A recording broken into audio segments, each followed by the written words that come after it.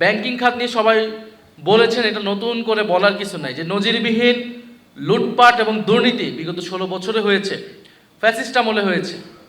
কিছু ব্যক্তি, কিছু গোষ্ঠী, কিছু পরিবারকেই বিশাল বিশাল অঙ্কের ঋণ দেওয়া হয়েছে এবং সেই ঋণের টাকা তারা বিদেশে পাচার করেছে, তারা ঋণ খেলাপি হয়েছে।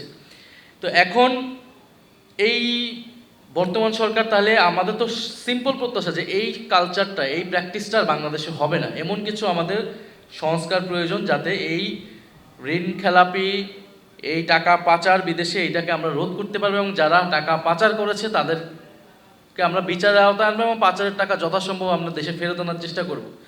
কিন্তু এখন দেশের বর্তমান সরকারের যে পরিস্থিতি, মনে হচ্ছে যে জনগণের প্রতি তার যে আস্থা, সেই আস্থাটা জনগণের, সেই আস্থা বিরোধী দলের তাদের প্রতি আস্থা, সেই আস্থাগুলো যদি তারা ধরে রাখতে পারত।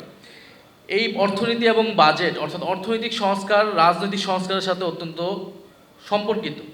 আমরা দেখলাম প্রথম অধিবেশনে সরকার আমাদের যে রাজনৈতিক সংস্কারের কমিটমেন্টগুলো ছিল জুলাই সনদে, গণভোটে, সেই কমিটমেন্টগুলো কিন্তু সরকার রক্ষা করে নাই। অর্থাৎ অন্তর্বর্তী সরকারের সময়ে যেই সংস্কারগুলো নিয়ে আমরা আলোচনায় গিয়েছিলাম, আপনি দুদক সংস্কার হবে কিনা, দুদকের কমিশনার কিভাবে নিয়োগ হবে, এনবিআর সংস্কার হবে কিনা, ব্যাংকিং খাতে যে সংস্কার শুরু হয়েছিল, ব্যাংক রেজুলেশন অধ্যাদেশ, সেটাকেও সরকার নিজেদের মতো করে পরিবর্তন করলো। তাহলে আমাদের যে অর্থনৈতিক সংস্কারের যাত্রা ব্যাপকভাবে শুরু হওয়ার কথা ছিল, বরং অন্তর্বর্তী সরকারের সময় মূলত পলিটিক্যাল সংস্কারগুলোকেই সবচেয়ে বেশি গুরুত্ব দেওয়া হয়েছিল।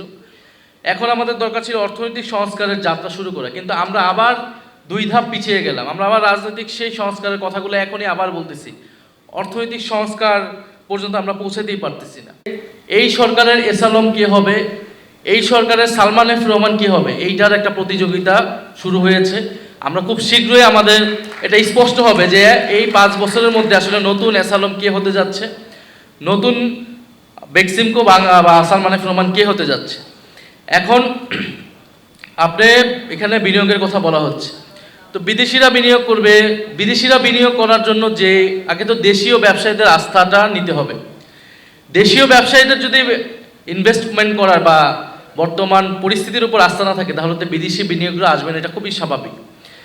বর্তমান সরকার, তারা এর আগে বলেছে নির্বাচিত সরকার আসলেই সকল ট্রাস্ট চলে আসবে এবং বিদেশি বিনিয়োগ হুড়হুড় করে আসা শুরু করবে। কিন্তু আমরা দেখলাম ডক্টর ইউনূস যতটুক সক্ষমতা দেখিয়েছে আন্তর্জাতিকভাবে বিভিন্ন সম্পর্ক স্থাপন এবং বাংলাদেশে টাকা আনার ক্ষেত্রে, এই সরকার কিন্তু কোনো একটা দেশ থেকে এখন পর্যন্ত দাওয়াত পর্যন্ত পায় নাই। তো IMF এর ঋণ তাদের বন্ধ হয়ে গিয়েছে। তো এখন একটা খুবই স্বাভাবিক বিষয় যে আপনি তো ব্যবসায়ীদেরকে নিজের উপদেষ্টা কমিটির সদস্য করে ব্যবসায়ীদের ট্রাস্ট গেইন করতে পারবেন না। তো বর্তমান সরকার এই পলিসিতে তারা আগাচ্ছে, প্রধানমন্ত্রীর উপদেষ্টা কমিটি এরকম জায়গায় সেরকম জায়গায় তারা ব্যবসায়ীদেরকে নিয়ে ট্রাস্ট গেইন করার চেষ্টা করতেছে। এবং কোন সব ব্যবসায়ী, যেই সকল ব্যবসায়ীরা আসলে নানান ধরনের ঋণ খেলাপি, নানান ধরনের টাকা পাচারের সাথে, নানান ধরনের অভিযোগের সাথে আসলে যুক্ত। ফলে আমাদেরকে ব্যবসায়ীদের ট্রাস্ট গেইন করতে হবে সরকারকে যে কোনো মূল্যে। এটা সরকারের জন্য না, দেশের অর্থনীতির জন্য প্রয়োজন। এবং সেই সকল ব্যবসায়ীর জন্য যারা আসলে নিজেদেরকে কিছুটা সৎভাবে ব্যবসা করার চেষ্টা করেছে, তাদেরকে ঋণ দেওয়া। আমাদের যারা SME, যারা ক্ষুদ্র এবং মধ্য শিল্প বিস্তারের কথা আমরা বলে আসতেছি, আমরা বড় বড় গোষ্ঠীকে, কর্পোরেটকে আপনারা ঋণ দিবেন, যে ঋণ আপনি জানেন যে ঋণ সে রাজনৈতিক লবিংয়ের মাধ্যমে পায়, যে ঋণ সে শোধ করে না। কিন্তু একটা কৃষককে যদি 5,000 টাকার ঋণ হয়, সেই ঋণ পরিশোধ না করলে তাকে আপনি কোমর বেঁধে আপনি নিয়ে যান, জেলখানায় নিয়ে যাচ্ছেন, বা আপনি হচ্ছে এখানকার ক্ষুদ্র ব্যবসায়ীরা ব্যাংকের পিছে ঘুরে ঘুরে তারা কোনো ধরনের ঋণ পাচ্ছে না। তো এইটা যদি দেশের পরিস্থিতি হয়, তাহলে আসলে এই অর্থনীতির চাকা ঘুরবে না। এবং আমাদের এই প্রত্যাশা থাকবে এই বাজেট থেকে যে আমরা কিভাবে বিনিয়োগ বৃদ্ধি করতে পারি দেশীয় এবং বিদেশি ব্যবসায়িকদের, সেটার জন্য যে ট্রাস্ট দরকার, সেটার জন্য অবশ্যই রাজনৈতিক সংস্কারটা লাগবে। দেশের সকল দল মতের মধ্যে, বিরোধী দল সরকার দলের মধ্যে সে ঐক্যটা লাগবে। এবং স্বাভাবিকভাবে আমরা বাজেটে শিক্ষা, স্বাস্থ্য, কৃষি, সেটা সবাই বলেছেন, আমি এটা নতুন করে বলতে চাই না, এই খাতগুলোতে বিশেষ গুরুত্ব দিয়ে আমাদেরকে এটার বরাদ্দটা বৃদ্ধি করতে হবে। বিশেষত শিক্ষার ক্ষেত্রে আমরা বলবো যাতে গবেষণা খাতে, বিশ্ববিদ্যালয়গুলোতে গবেষণা খাতে শিক্ষা এটা বৃদ্ধি করা হয়।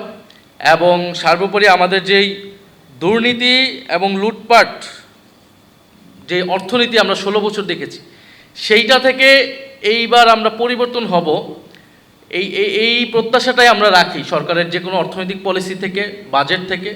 কিন্তু বাংলাদেশ ব্যাংকের গভর্নর যেই ব্যক্তিকে করানো হলো এবং যেই প্রক্রিয়ায় তাকে গভর্নর বসানো হলো, এই ধরনের সিচুয়েশন দেখার পরে আসলে বাংলাদেশের দেশীয় ব্যবসায়ী বলেন, বিদেশি ব্যবসায়ী বলেন, কেউই আর আসলে সরকারের উপর ট্রাস্ট রাখবে না বিনিয়োগ করার ক্ষেত্রে। এবং তার সাথে আন্তর্জাতিক পরিস্থিতি, জ্বালানি পরিস্থিতি সব কিছুই আছে।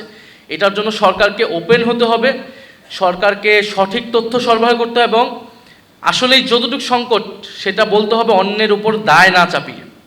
এবং আমরা সরকারকে এই জায়গায় অর্থনৈতিক সংস্কারের ক্ষেত্রে, আমরা রাজনৈতিক সংস্কারের ক্ষেত্রেও বলেছিলাম, অর্থনৈতিক সংস্কারের ক্ষেত্রে আমরা সর্বাত্মকভাবে সহযোগিতা করব। কারণ বাংলাদেশ যেই সংকটের মধ্যে দিয়ে যাচ্ছে, এইটা আসলে কোনো সরকার এককভাবে যদি মনে করে সে মোকাবেলা করতে পারবে না। সকল রাজনৈতিক শক্তি, পক্ষ এবং সবচেয়ে গুরুত্বপূর্ণ জনগণকে এবং ক্ষুদ্র মধ্য শিল্প, আমাদের দেশের সৎ ব্যবসায়ী, তাদেরকে ইনসেন্টিভাইজ করতে হবে। তাদের সকলের সহযোগিতায় আমরা এই অর্থনীতির ভঙ্গুর ব্যবস্থা থেকে মুক্তি পাবো বলে আমি আশা করি। আর আমি আবারও দুঃখ প্রকাশ করছি যে আমি শেষ পর্যন্ত থাকতে পারছি না, এবং যারা আজকে আলোচনায় এসেছেন, শুনেছেন, সবার প্রতি আন্তরিক ধন্যবাদ এবং কৃতজ্ঞতা জানাচ্ছি। আসসালামু আলাইকুম।